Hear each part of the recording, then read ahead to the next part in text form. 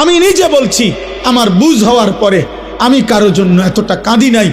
আমি আমার এই নওজোয়ান শহীদ শরীফ উসমান হাদি রাহিমাহুল্লাহ তাআলা, তার জন্য আমার চোখের পানি যেটুকু পড়েছে। আমার শায়েখ আল্লামা মুফতি মুশতাকুন নবী কাসিমি, আমি তাকে দেখছি বাচ্চার মতো অজরে কাঁদছে। একসাথে ভাত খাইতে বসছি, ভাতের থালার সামনে পর্যন্ত হুজুরে দেখছি কাঁদতেছে।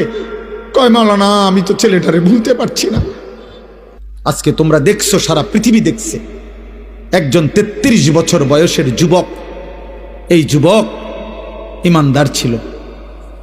আমার প্রিয় ভাই, আমার কলিজার টুকরা ভাই শহীদ শরীফ উসমান হাদি রাহমাতুল্লাহ আলাই, এই নওজোয়ান ইমানদার নওজোয়ান 5 ওয়াক্ত নামাজ সে পড়তো প্রতিদিন। খুদার কসম, ফজরের নামাজ সে জামাতে পড়তো।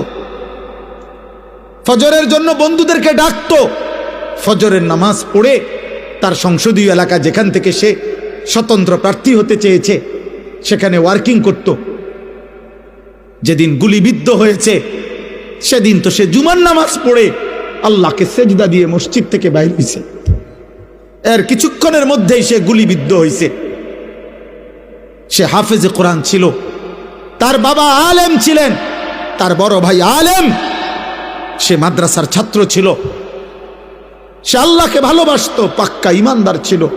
তার হৃদয়ের সবটায় দেশপ্রেম, মাতৃভূমির 1 ইঞ্চি জমিন, মাতৃভূমির 1 ইঞ্চি জমিনের আজাদি, স্বাধীনতা, সার্বভৌমত্ব সে দিল থেকে চেয়েছিল। তার বক্তব্য এটাই ছিল যে আমি আমার মাতৃভূমির 1 ইঞ্চি জমিন আমি কাউকে নিতে দেব না, নিতে দেব না। এক যুবক আল্লাহকেও রাজি করেছে, মাতৃভূমির প্রতি ভালোবাসা দেখাইছে। ঈমান এবং দেশপ্রেম, এই 2 জিনিস তার মধ্যে